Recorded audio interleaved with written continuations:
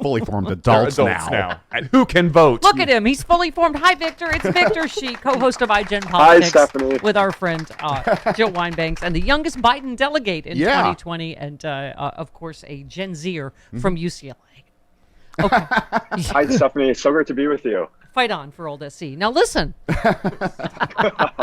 Our men fight on for victory. Okay, Victor, you've written a bunch of pieces lately that I've loved to read, Newsweek and others, just talking about how we get your generation to vote. One of the things I wanted to, because we were joking with you about tech talk here, that whenever I have a problem, my friends are like, why didn't you have children? Just ask them. But you were talking about other ways of reaching kids, and I think you talked about Reverend Warnock and Ossoff and John Ossoff doing that well in Georgia, and I think you were talking about TikTok, but what else were you talking about in terms of other ways to reach it? Because you guys aren't watching cable news, really, are you? We're not watching cable news. We're certainly not reading physical newspapers. Right. We're on social media, and so what I thought John Ossoff and Reverend Raphael Warnock did so effectively in Georgia in 2020 was they really took to social media. You saw John Ossoff primarily going to TikTok. Reverend Raphael Warnock went to a streaming platform called Twitch, and that was a really, really effective way to reach young people. I know what Twitch is. I'm not that old, but I love how you said that. You're like, Grandma? Actually, Twitch is the Stephanie Miller Show broadcasts on Twitch. I know. So, yes. I know. Okay. Really? Yes. Oh, wow. Yes, we It do. was So only you're reaching slightly all the Gen condescending. Zers. It was, Yes. mansplaining. It was grandma-splaining. You were like, it's a thing, Grandma. No, anyway, I get it. Yeah, but no, those are good tips, right? Because because you guys may not see the regular advertising that they do on television. Mm-hmm. Yeah. So and I think at the end of the day, it's about reaching young voters and meeting us where we are. And back in 2020, we were still in this pandemic mode, so we were on college campuses. So the easiest way to reach us was social media. And I think if Democrats can invest more heavily in social media and that operation, and finding where Gen Zers find themselves socially and digitally, I think that could go a long way in terms of getting us out to the polls. Victor, are you, I'm going to say, I'm not that old, 19, are you 19? You're a sophomore, 19, 20? Mm-hmm. Yeah. 19, yeah. Okay. Because, this shooter, once again, was 18. And we've talked about the epidemic of young men, obviously, almost in every case in these mass shootings. But, that is your demographic. That's your generation.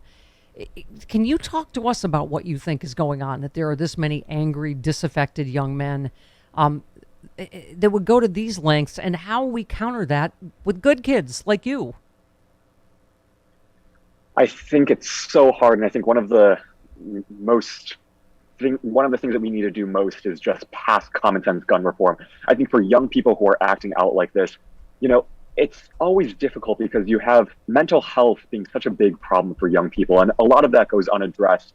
At the same time, I don't buy the argument that it's solely, this is something that happens in America. This is something that happens all across the world. Mental health is an issue that happens all across the world, but what distinguishes the U.S. from other countries is our lack of gun policies, and that's what makes them most angry.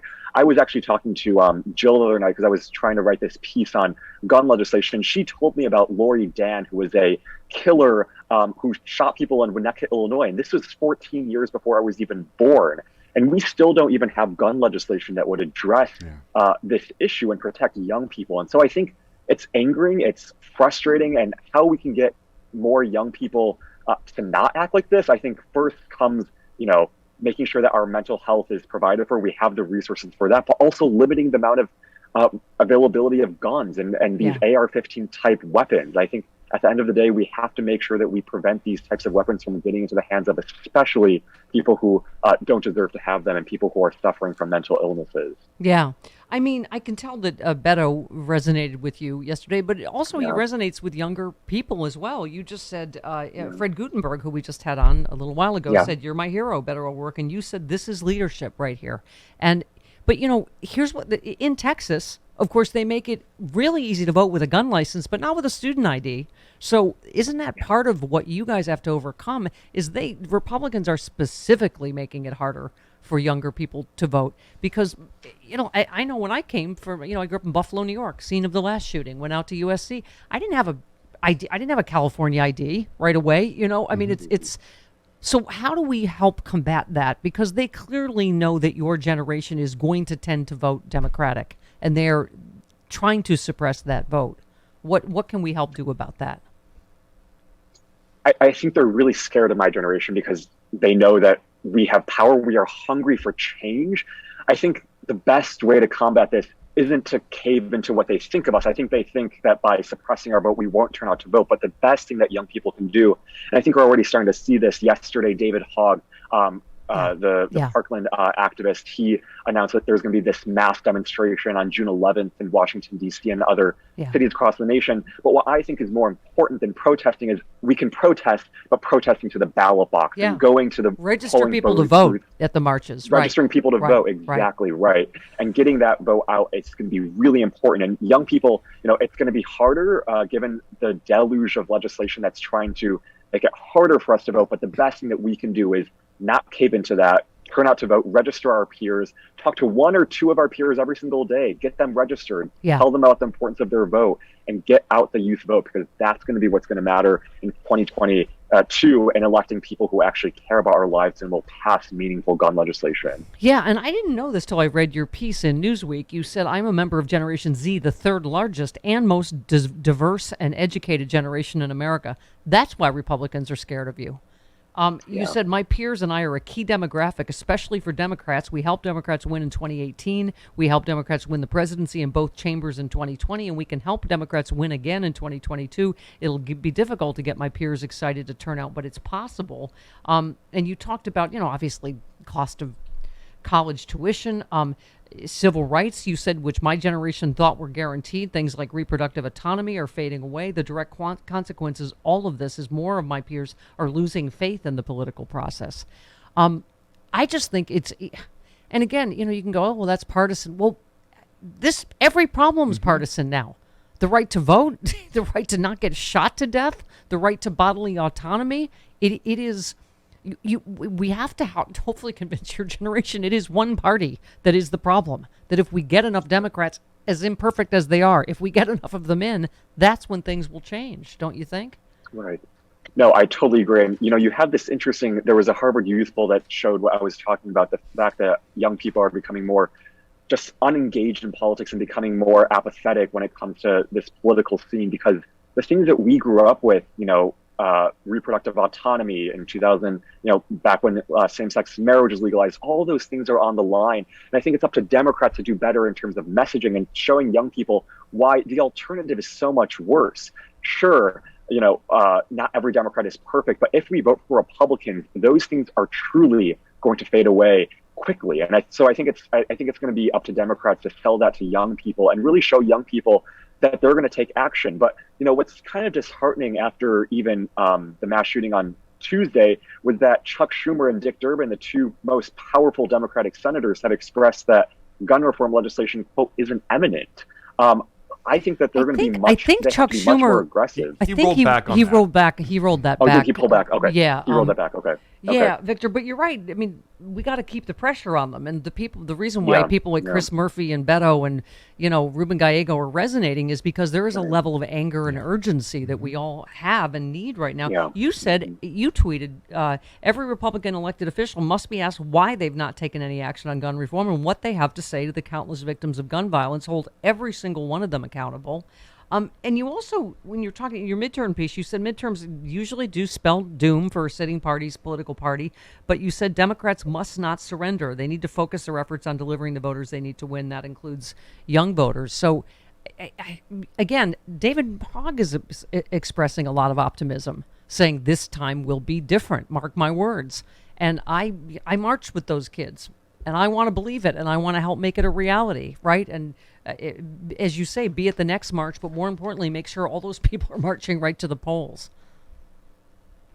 No, I totally agree. And just going back to the first tweet that you mentioned, I think there's so many, the media has such an important role to play in all of this, because they book these Republican senators who have really just not done anything to pass meaningful gun legislation. And, yesterday, the CNN and MSNBC, they showed shots of, inside Congress. They were trying to get Republican senators on the record. You saw John Cornyn of Texas just going into a room when Madi Raju tried asking them a question. And, these people are being booked on TV shows all the time, and they need to be pressed on what they're going to do about gun legislation and what they're going to do to save lives. And, I saw Ted Cruz yesterday talk about this one door theory, that if you just have one locked door, if you have one door that leads into and out of schools, you can prevent mass shootings. Like, that is ridiculous. And I think they need to be held accountable for those types of answers by the media.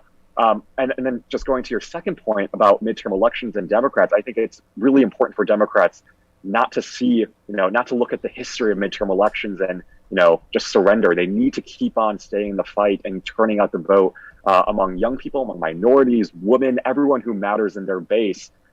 That's what's going to really get them winning in 2022 and get us more progress on things like gun reform. Yeah. And Victor, there's got to be more sane people that think guns in schools are bigger threats than teaching kids that gay people exist or racism is bad. I mean, we've got to be able to take back all of these issues on behalf of the sane majority in America. I mean, I totally have sympathy for. I just feel like the priorities are all wrong. Like it is almost impossible to afford college and to buy a house for people your age, and that's something we just don't spend any energy on. It is all these, like, as somebody said, Greg Abbott fought harder to keep masks out of schools than guns. I mean, we have got to get sane people in whose priorities are in the right place. I mean, don't you think that's one of the major issues for you guys, is the cost of college and the cost of buying a house and having anything that resembles your parents' life, right? The cost of college, climate change, gun reform, gun legislation, the price of insulin and healthcare. I mean, these are all issues that don't just affect young people; they affect everyone, but especially young people. And you were mentioning Greg Abbott, but the scary part to me is it's not just Greg Abbott; it's people like Ron DeSantis, people in the South.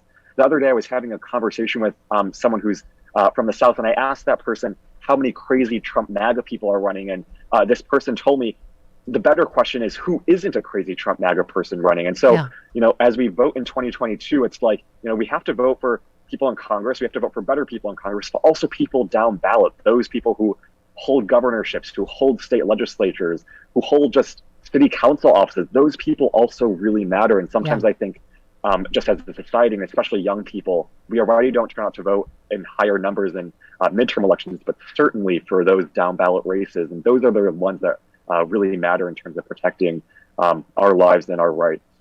Well, we have made a start here this morning, because if a UCLA student can talk to a USC grad, and there's not anything is possible, right? Yes, exactly. I mean, and it's like people understand around the country. It's like the Crips and the Blood. It's like a snooty Crips versus the Bloods. And if